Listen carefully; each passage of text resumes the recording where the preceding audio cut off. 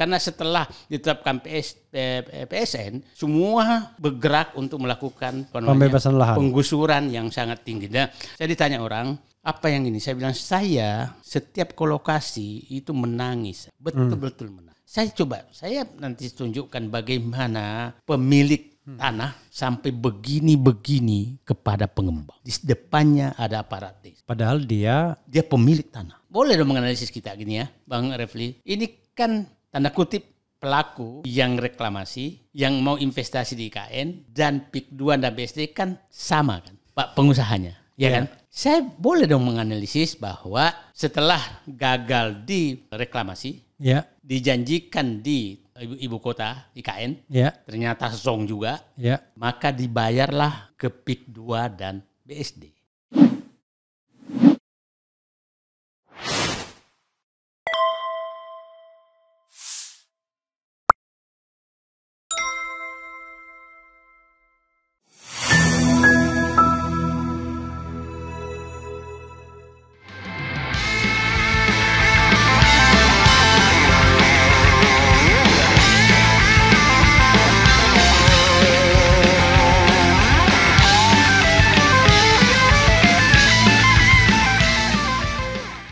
Assalamualaikum warahmatullahi wabarakatuh. Sobat RH sekalian, jumpa lagi kita di channel yang keren ini. Keren cadas. Dan saya harus gebrak meja keras-keras karena yang saya hadapi ini adalah orang yang luar biasa yang sedang menyodorkan lehernya kepada kekuatan yang barangkali the giant ya. Muhammad Said Didu. Assalamualaikum warahmatullahi wabarakatuh, Daeng. Waalaikumsalam. Oke. Saya biasa panggil beliau Daeng karena kalau di Bugis atau Makassar, Daeng? Saya Bugis. Bugis. Bugisnya Daeng benar ya? Sebenarnya ini lebih banyak ini ke Makassar tuh, tapi biasa dipakai. Daeng itu lebih banyak nama Makassar ya? Kalau Bugis itu Puang. Oh, Puang. Tapi nggak usah. Kalau begitu saya Puang aja. Karena saya tahu di Palembang saya lorong Bugis. Oke. Jadi saya ngerti Daeng, Puang itu biasa. Jadi saya bersama Puang Said Didu. Tapi lucu ya. Udahlah yang lancar aja. Oke. Saya bisa Daeng, bisa Puang ya. Makasih Puang ya. Karena kalau waktu saya di Palembang, Puang itu saya selalu menganggap orang tua. Salah satu yang paling ngetop tuh Puang Soda di sana. Dan anak kecil takut sama Puang Soda itu. Makasih Puang ya.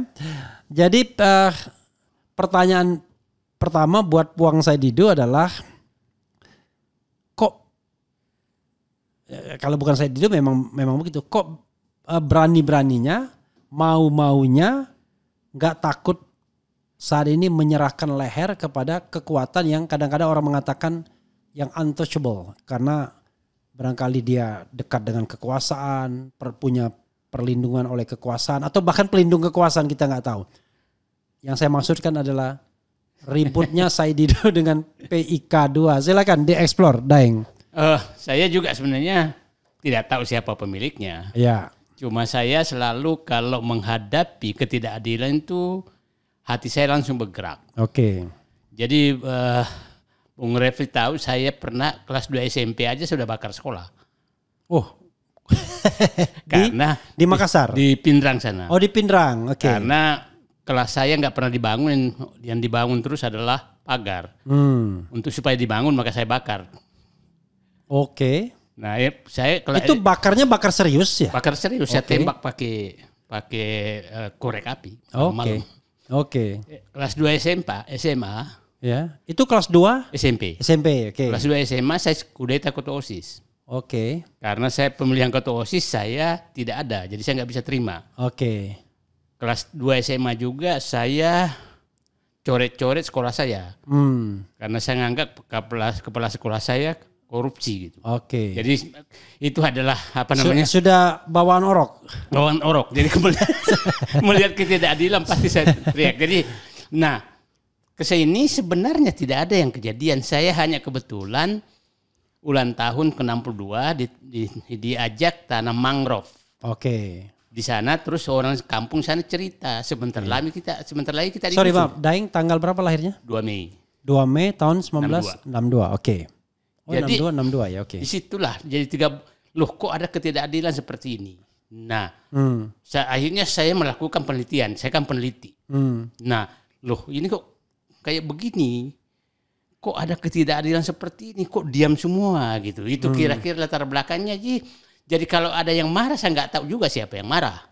Nah, Bung Refli juga tahu dulu kan saya yang protes keras namanya Meikarta. Karena saya bilang ini penipuan. Iya. Terus saya datang ke Rempang. Rempang itu lebih parah lagi. Rempang itu saya saat itu sudah mau ke sana, semua orang melarang. Termasuk yang karena dia bilang sudah ditunggu semua aparat di sana. Iya. Terus dia bilang yang saya mau nyewa mobil juga ada nggak mau. Saya bilang saya beli mobil kamu. Iya. Saya mau ke sana. Dan saya hadapi siapapun yang ada di sana. Okay. Saya memang kalau ada ketidakadilan saya memang mobil jadi dibeli. Akhirnya banyak yang berani. Oke. Banyak yang berani gitu. Oke. Karena saya nggak kendor. Oke. Kalau menghadapi. Sempat datang ke Rempang. Sempat. Dan lalu saya bertemu aparat. Ketemu semua masyarakat dan masyarakat semakin ini untuk melawan gitu. Nah, jadi saya sih kenapa ya karakter saya memang kalau lihat ketidakadilan itu saja sebenarnya. Oke, kita kembali ke PIK 2 lagi ya. Ada semacam bantahan ini, mohon maaf ya. Ya kan saya harus sampaikan karena Puang tidak sempat ketemu kan. Dari lawyer PIK 2 yang juga teman kita, Haris Azhar. Puang dianggap konflik of interest. Karena Puang ada tanah di sana. Dan tanah di sana mau dibebaskan dengan harga 50.000 juga. Kalau menurut Puang kan begitu. Oh, ini semua tanah 50.000, 50.000. Coba bisa dijelaskan secara clear itu. Jadi saya sebenarnya ini ketukar sebenarnya. Harusnya Haris Azhar yang membela rakyat. Saya di posisi Haris Azhar. Karena saya birokrat hampir 30 tahun. Gitu. Iya. Jadi sebenarnya kalau Haris Azhar di pihak saya mungkin dia bisa mengeksploitasi bagaimana pendirian rakyat lebih banyak daripada saya. Karena instingnya dia lebih tinggi. Iya. Oke. Terkait tanah saya di sana, itu tanah saya tuh sudah 30 tahun saya bertambak di sana. Bertambak? Iya, Oh jadi tanah produktif? Tanah produktif. Oke. Terus sawah saya juga ada. Tapi hasilnya saya nggak pernah ambil. Selalu saya bagikan saja ke masyarakat sana. Karena masyarakat miskin. Iya. Kan? Nah, sangat aneh tuduhannya bahwa Pantai Indah Kapuk mau membeli. Saya belum pernah mau menjual. Pantai Indah Kapuk juga tidak pernah menawar. Dan saya ingin menyatakan tanah saya itu nggak luas amat. Kalaupun dibeli dengan harga mahal tidak juga menjadikan saya menjadi kaya raya. Berapa luasnya kalau boleh tahu? Ya paling 10-an hektar. 10-an hektar, oke. Ya, dan itu 30 tahun lalu Pak saya belinya bukan sekarang. Iya. Nah, yang saya inginkan adalah bagaimana petani-petani yang lain. Nah, kalau Pak Haris Azhar mau bukti, ya baiknya turun juga menanyakan seperti yang saya lakukan. Saya turun ke semua, hampir 3 bulan saya turun ke bawah menanyakan semua yang terjadi. Tapi saya berharap saja Bung Haris Azhar sebagai teman untuk membela rakyat, dengan sebagai pengacara di sana betul-betul membela rakyat.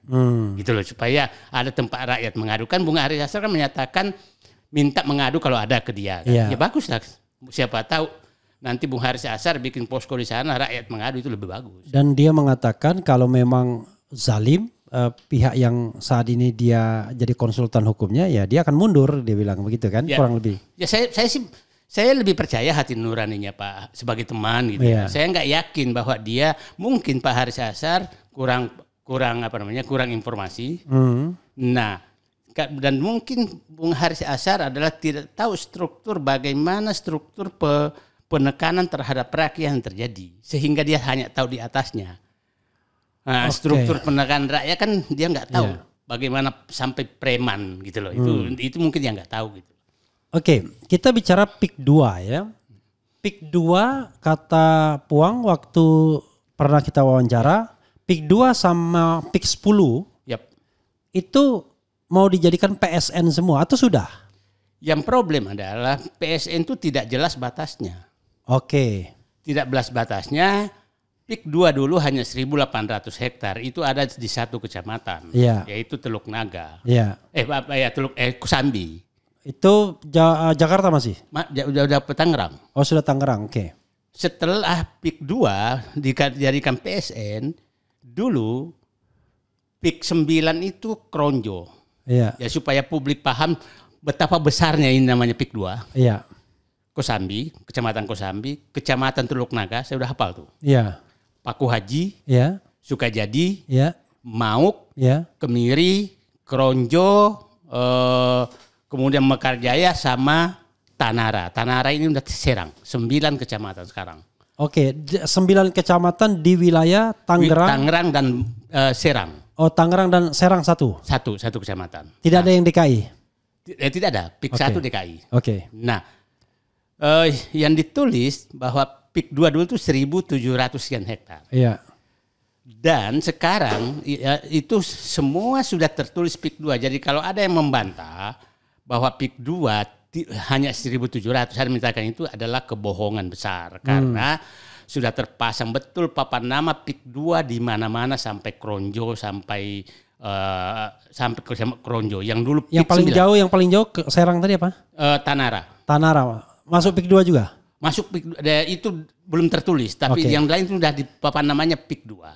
Jadi saya tidak tahu ini kebijakan apa sehingga saya akan menyatakan PIK 2 ini kalau dihitung itu lebih luas dari Singapura. Oke. Kalau diikuti papan namanya lo ya. Oke. Papan nama yang ada. Yeah. Jadi saya berharap orang-orang yang menyatakan PIK 2 hanya 1.700 sebentar dulu. Fakta saya menyatakan itu semua sudah PIK 2 sampai kecamatan yang ke-9, ke-8. Oke. Nah, tinggal yang ke-9 dan ke-10. Sampai ke-9 ada Mekarjaya. Itu sudah PIK 2 semua. Oke, yang belum ke-10 ya. Ke-10 itu. Nah, jadi saya katakan lebih dari Singapura karena perhitungan saya melihat kalau kita masuk PIK 1 dari Kosambi, perbatasan itu jembatan Dadap yang dulu pernah isu bahwa Rizal Ramli pun nggak boleh masuk. Ya. Ya. Jembatan itu kira-kira sampai di jembatan terakhir kecamatan Teluk Naga, 2 kecamatan, itu panjang jalannya 35 km. 35 km, baru 2 kecamatan. Iya, baru 2 kecamatan. Baru 2 kecamatan, 35 km.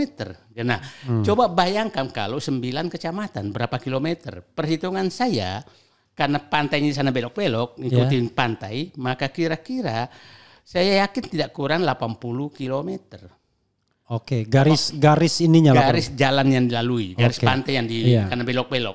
Nah, kalau dikali saja 15 km lebarnya dan saya melihat ada dikali saja berarti lebih 100.000 hektar dong. Oke. Luas Singapura hanya 77.000 hektar. Oke. Oh, luas Singapura itu 77.000 hektar saja. Jakarta 66.000 hektar. Oke. IKN itu 56.000 hektar. Oke. Jadi PIK ini lebih luar biasa ya, lebih IKN 2 nih, IKN 2 bisa. Ya lebih luas dari 2 kali maksudnya IKN. Proses pembangunannya bisa jadi IKN 2 jadinya. Iya. Artinya untuk betul-betul sustainable development dalam pengertian tanda kutip gitu ya. Jadi saya hanya membuka ke publik karena ini kan tertutup. Iya. Tertutup. Jadi silakan publik menilai. Jadi kalau ada yang marah ke saya, baguslah. Iya. Perbaikilah. Janganlah mengusir rakyat dengan harga yang sangat murah. Yang sering menyatakan bahwa tidak 50.000. Betul. Tapi hampir semua itu ditawar 50.000. Bahwa terjadi negosiasi itu urusan lain. Tapi beginilah. Lepas dari sini, kesempatan ini saya ingin gunakan, Bung Refli, bagaimana menghitung untungnya developer ini dari pembebasan lahan. Oke. Saya kasihlah 200.000 per meter. Oke. Dia rata-rata sekarang 200.000. Kalau berarti bukan 50.000 lagi? Ya, saya coba menghitung 1 juta lah. Oke. 1 juta deh. Kalau dia membeli tanah 1 juta per meter. Ini asumsi ya? Asumsi. Oke. Seandainya dia rela membeli 1 juta. Ya. Maka dia kan harus bayar 1,4 juta karena 40% kan jadi fasilitas sosial. Ya. Jadi harus beli 1,4 meter menjadi 1 meter. 1,4 juta. Oke. Kira-kira kalau dia biaya pematangan lahan kira-kira rata-rata 2 juta deh. Berarti 2,4 juta. Oke. Saya ngitung HPP-nya pengembang. 2,4 juta. Saya kasih deh buaya nyogok penguasa mulai dari desa sampai ke atas. 1 juta per meter. Maka 10 miliar per hektar loh. Nyogoknya. Nyogok kekuasaan. Maka menjadi 3,4 juta dong. Saya kasih dia lagi deh 5 tahun baru laku. Berarti bunga bank 1,7 juta. Oke. Saya bulatkanlah biaya produksinya berarti 3,4 tambah 2 deh, tambah 2 juta. Berarti dia berarti 5,4 juta. 5,4 juta. Sekarang lahan di sana di Kosambi sama ini sama apa namanya? Sama yang dipasarkan bervariasi Teluk Naga 21 juta ke 36 juta per meter dijualnya. Saya ngambil rata-rata 25 juta lah. Berarti kan masih untung 23 juta, 24 juta dong. Apa namanya? 19 juta dong, 18 juta, 19 juta per meter. Kok tega banget sih? Itu 1 juta loh.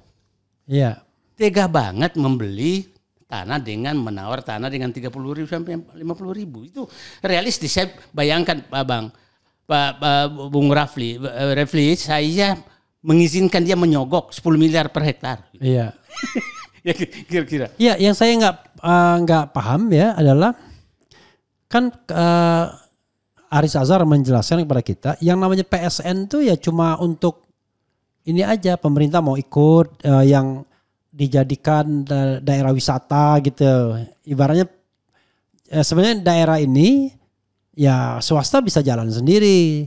Tapi PSN itu pemerintah yang kesannya mau mengganduli karena ada daerah tempat wisatanya sehingga ya nanti pemerintah dapat retribusi atau apa gitu loh. Itu gimana? Sebenarnya yang PSN itu yang mananya? Ya itu pertama tidak jelas PSN-nya apa.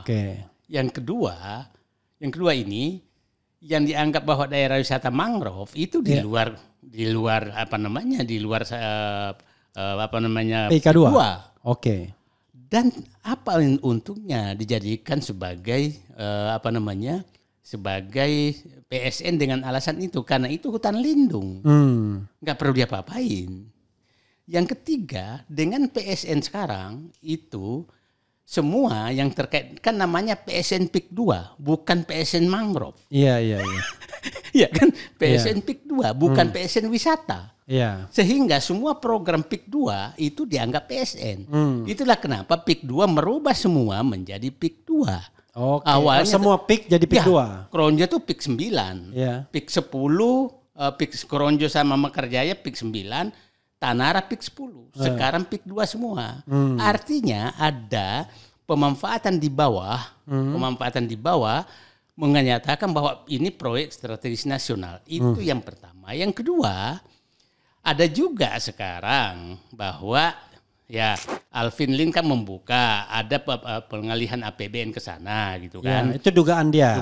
Analisis. Nah, tapi saya juga dapat informasi bahwa beberapa BUMN mulai agak dipaksa untuk melakukan investasi di sana. Walaupun di sana itu di PIK 2. Di PIK 2. Walaupun kalau dihitung ekonominya masih jauh sekali gitu. Nah, tapi bisa saja umpamanya butuh jalan tol yang panjang, butuh listrik yang ini. Padahal listriknya belum ada ininya, tapi kan itu dipakai untuk menarik investasi. Gitu. Nah, jadi saya melihat pemanfaatan proyek strategis nasional ini betul-betul digunakan oleh pengembang untuk mengejar target pembebasan lahan dan menggusur rakyat. Karena setelah ditetapkan PSN, semua bergerak untuk melakukan pembebasan lahan, penggusuran yang sangat tinggi.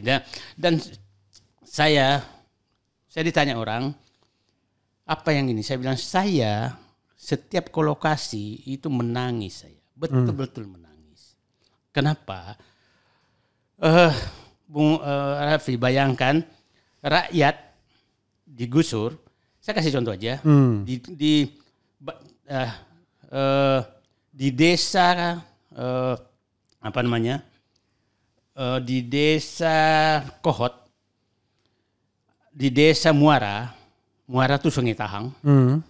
Itu dulu kan rakyat dipindahkan. Rakyat dipindahkan, dia jelas-jelas punya tanah. Ada suratnya, dipindahkan ke tanah, nggak tahu tanah siapa. Terus nggak ada suratnya, banjir terus. Dan rakyat tidak bisa lagi ngapa-ngapain gitu kan. Nah, ini yang saya lihat, bukan apa aja, mata pencahariannya dia mati, banjir terus dan lain. Jadi berbagai cara dilakukan untuk melakukan penggusuran. Nah, yang menariknya kan begini, kenapa harga tanah langsung anjlok semua di sana, di 9 kecamatan? Karena ada kebijakan bahwa tidak boleh ada jual beli tanah lagi sejak ditetapkan PIK 2. Oke, sebagai PSN. Sehingga tidak boleh ada jual beli tanah ke siapapun dan kecuali ke pengembang. Kecuali ke pengembang. Itulah menyebabkan harga anjlok. Nah, saya kasih contoh di Sikakohot.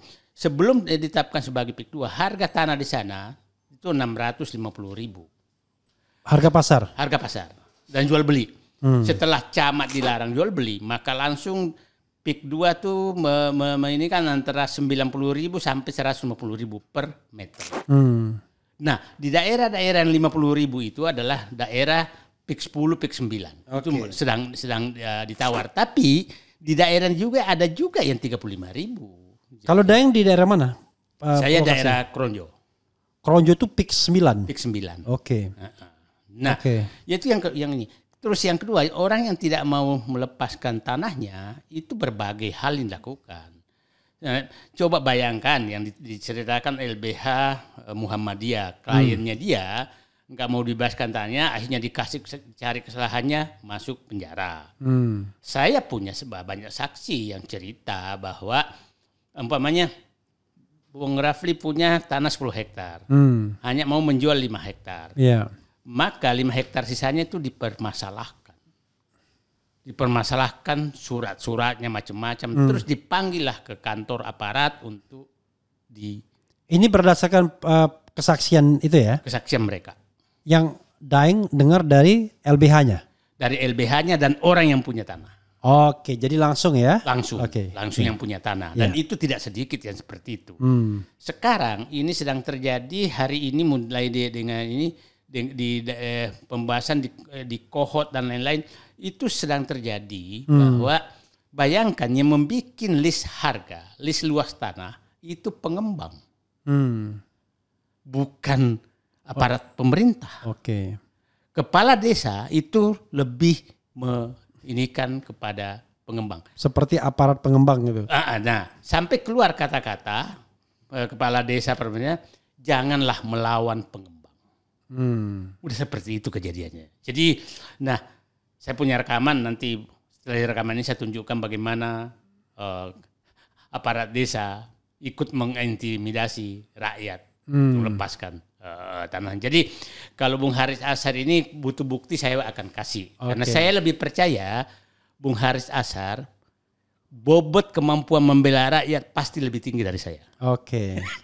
Pasti lebih tinggi dari saya. Jadi saya sangat senang karena Bung Haris Ashar, saya dengar bahwa dia menyatakan kalau ada ini melapor ke dia. Mungkin suatu saat saya akan melapor ke dia.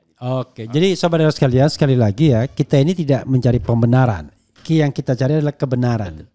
Jadi informasi yang sesungguhnya. Jangan sampai kemudian seolah-olah Puang ada konflik of interest soal tanahnya dan lain sebagainya. Jadi tanah itu belum pernah ditawar sama sekali. Saya juga nggak pernah mau jual. Jadi begini, yang menarik tuh, kalaupun saya punya interest, apakah salah interest saya? Iya kan? Dan saya tidak pernah persoalkan tanah saya kok. Kalau saya persoalkan, saya begini, Pak. Saya kan paham.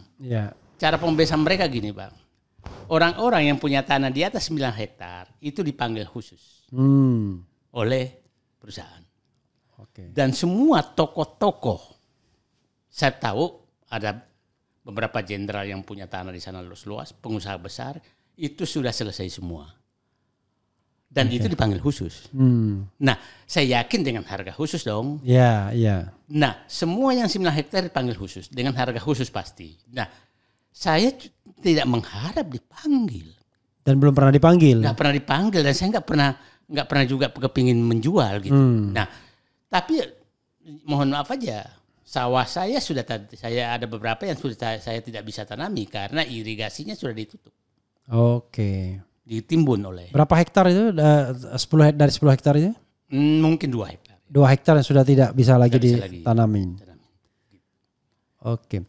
Daeng, bisa nggak kalau kita analisis ya, ini analisis ya, bukan faktual, bahwa status PSN itu diperlukan untuk percepatan pembebasan lahan gitu ya? Saya ingin menyatakan bukan analisis, dimanfaatkan untuk itu. Enggak, maksudnya kan kita bicara tentang kenapa kemudian ada munculnya status PSN itu. Kan kalau PSN kan saya bayangkan untuk kepentingan rakyat ya. Ya. Kalau proyek-proyek strategis nasional itu kan namanya strategis. Tapi kalau untuk pengembangan perumahan misalnya atau pemukiman kawasan, saya merasa aneh aja kalau dia dijadikan proyek strategis. Saya melihat ini kan begini. Kayak gini, Rempang, apa sih pentingnya jadi PSN? Iya. Kan hanya mengundang Cina masuk. Iya. Yang menarik, PIK 2, apa urusan jadi PSN? Kan itu transaksi biasa antara masyarakat dengan pengembang dong. Iya, dan itu sudah terjadi di PIK 1, di BSD macam-macam kan? BSD apalagi dijadikan. Saya juga heran. Jadi maksud saya begini. Saya ingin menyatakan, saya boleh dong menganalisis kita gini ya, Bang Refli. Ini kan tanda kutip pelaku yang reklamasi, yang mau investasi di IKN, dan PIK 2 dan BSD kan sama kan, Pak pengusahanya, ya kan? Saya boleh dong menganalisis bahwa setelah gagal di reklamasi, dijanjikan di ibu kota IKN, ternyata zong juga, maka dibayarlah ke PIK 2 dan BSD. Oke, ini analisisnya ya. Nah, karena anehnya itu kan PSN ini kan tidak ada babi bu, tahu-tahu diumumkan tanggal 2 hari setelah pengumuman Pilpres MK. Oh, MK itu 20 April. Ya, jadi 22 April diumumkan sebagai PSN tanpa nah, saya kan pelajari apa sih alasannya menjadikan PSN. Kan alasan utama adalah daerah wisata. Setelah saya datangi, ini di wisatanya di mana? Saya datangi hutan mangrove itu, saya tahu ini baru berapa hari dikasih plang dan segalanya. Dan itu ada di luar apa namanya? Dan itu di PIK 2. PIK 2 saya yakin mungkin, saya lihat mungkin 5 hektaran dari 100.000 hektar. Kalaupun mau dimasukkan. Mau dimasukkan, kenapa yang lain dimasukkan semua? Kenapa hanya proyek strategis nasional Taman Wisata Mangrove? Itu aja. Bukan PIK 2 namanya gitu. Oke. Daeng, saya membaca lagi-lagi berlaku Undang-Undang ITE, ya kan? Daeng dilaporkan ke entah Mabes Polri, entah Polda Metro, saya tidak tahu, pokoknya ke polisi. Sejauh ini udah ada intimidasi, panggilan dan lain sebagainya? Karena saya tidak menuduh siapa-siapa. Saya hanya menyuarakan penderitaan rakyat dan ketidakadilan yang dilakukan. Jadi saya kalau itu penyebabnya saya dipanggil, maka saya jelaskan. Karena saya kan tidak menuduh siapa-siapa yang melakukan. Saya menyatakan ini rakyat tersolimi oleh orang-orang yang berkuasa melakukan pembebasan oleh mereka. Nah, kalau itu sudah dianggap melanggar undang-undang, betapa susahnya kita. Nanti kalau ada orang kecelakaan lalu lintas, jangan ditolong lah, nanti kena undang-undang ITE kalau ada yang ngerekam, gitu kan? Nah, saya tidak tahu siapa yang melakukan pelaporan itu, tapi yang saya baca mengatasnamakan penduduk di PIK 2 itu yang bahagia dengan PSN ini dan dia merasa terganggu dengan pernyataan-pernyataan atau video-video puang begitu. Kalau itu dia anggap menyebarkan kebohongan gitu. Kan undang-undang ITE kan sama. Dulu kan undang-undang 1 1946 sudah dihilangkan. Ini undang-undang yang dipakai ITE. Ya, itu kan kalau kebohongan kan saya bisa tunjukkan fakta semua bahwa buktinya. Tapi kalau begini aja. Saya akan hadapi dengan tenang karena Saya hanya ingin membela rakyat yang terzolimi. Bung Refli, coba bayangkan, rakyat di bawah tidak ada lagi tempat mengadu karena dia menghadapi, mohon maaf aja, menghadapi preman, menghadapi aparat desa, menghadapi aparat penegak hukum. Semua apa kata pengembang. Nah, terus rakyat siapa membela? Rakyat, pemerintah juga diam, tidak ada yang teriak. Saya bilang begini, kalau pemerintah sudah memihak ke rakyat, maka saya Didu masuk kamar pakai selimut tidur. Oke. Kalau masih ada pemerintah yang mau membela, itu aja. Jadi saya mengambil peran pemerintah karena pemerintah diam, malah menjadi pihak yang menekan rakyat. Itu yang terjadi. Oke, Daeng. Ini bagian ini ya, ada pertanyaan terakhir. Daeng juga menghimbau kepada pemerintah yang baru. Oke. Ya, Prabowo Gibran. Untuk, saya tidak tahu ya, mencabut status PSN atau apalah, turun terhadap kasus ini. Apa yang persisnya yang disampaikan? Saya ingin begini. Saya agak paham tentang Prabowo. Saya punya harapan ke dia karena saya yakin dia memiliki patriotisme. Terlepas proses berpemilu kemarin ya kita bilang. Saya enggak ini, saya enggak apa ini. Yeah. Dia punya patriotisme, dia punya nasionalisme. Dia punya jiwa kerakyatan. Saya enggak paham gitu. Yeah. Yang dia mau mengeluarkan uangnya untuk rakyat itu. Yang ketiga dia punya rasa keadilan yang tinggi. Nah, kalau itu dia gunakan untuk mewujudkan keadilan, jangan dibaca bahwa menghentikan PIK 2 loh, mewujudkan keadilan dalam rangka pengembangan wilayah ini, itu bagus. Nah, yang harus kita pikirkan Bung Refli, kalau tolonglah turun ke bawah, itu orang, dia tidak tahu lagi harapan hidupnya kemana. Itu puluhan, mungkin kalau nanti 9 kecamatan jutaan orang loh, orang itu dibawa kemana? Ada yang menyatakan dapat kerja dia satpam itu mungkin 3 1 RT. Itu enggak. Nah, coba dia di PIK 2 tidak ada rumah yang dibawa 2 miliar. Nah, terus enggak mungkin ada yang tinggal di situ. Mereka tinggal di mana? Itu kan harus kita pikirkan. Yang menarik ini, Pak. Saya baru turun di Desa Kohot melihat, bayangkan rakyat itu mau diganti rugi hanya dikasih uang dan disuruh pindah ke tanah yang enggak jelas statusnya, tidak ada jalan, tidak ada dan membangun sendiri, tidak ada air, belum ada listrik. Tanahnya enggak jelas statusnya. Jadi kalau enggak ada statusnya, suatu saat akan digusur lagi dong.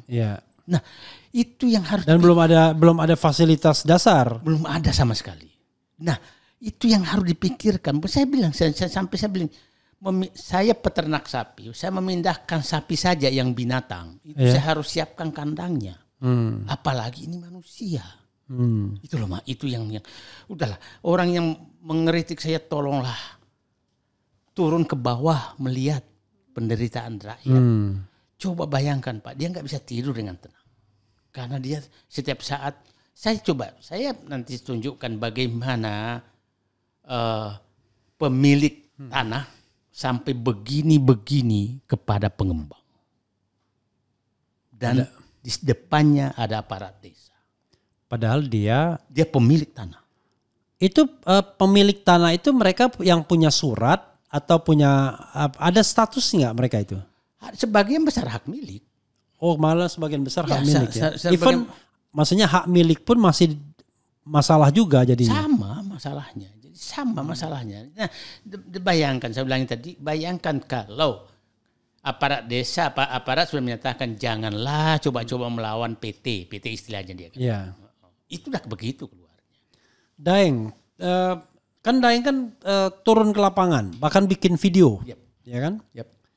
Nggak pernah diintimidasi selama proses turun ke jalan. Sudah berapa kali Daeng ke sana? Hampir tiap hari sih. Oh, hampir tiap hari itu berapa orang? Saya ganti-ganti dan saya nggak pernah tahu jadwalnya saya mau kemana. Nggak, maksudnya dikawal nggak? Nggak juga. Nggak juga. Baik, paling sama teman gitu. Sama teman. Yuk, siapa yang mau berangkat?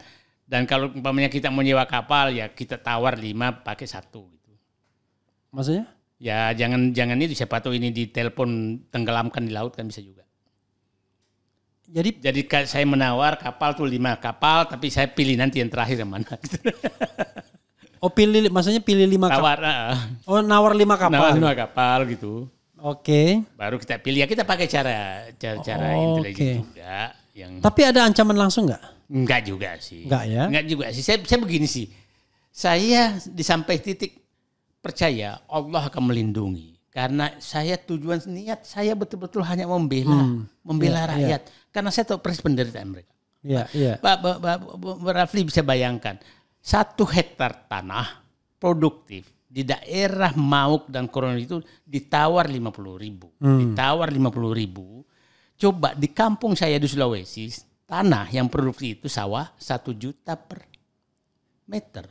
Yang produktif ya. Yang produktif. Jadi dia 1 juta per meter itu berarti 1 miliar per.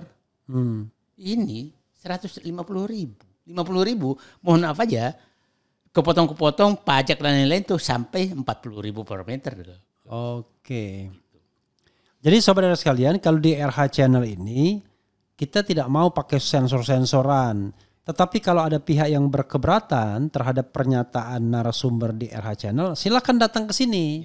Ya kan? Jangan main intimidasi, main lapor polisi. Jadi biar ada imbangannya, ya kan? Gitu ya. Tapi biasanya kalau diundang nggak mau juga gitu. Jadi jadi kita tidak menyebut siapa-siapa, tetapi kita menyebut fenomena ya. Oke, Daeng. Dan saya selalu menyatakan begini. Yang satu perkritik adalah PSN PIK 2. Enggak, memang ada nama perusahaan di situ. Iya. Kalau ada pemilik perusahaan marah, kok kamu marah? Iya.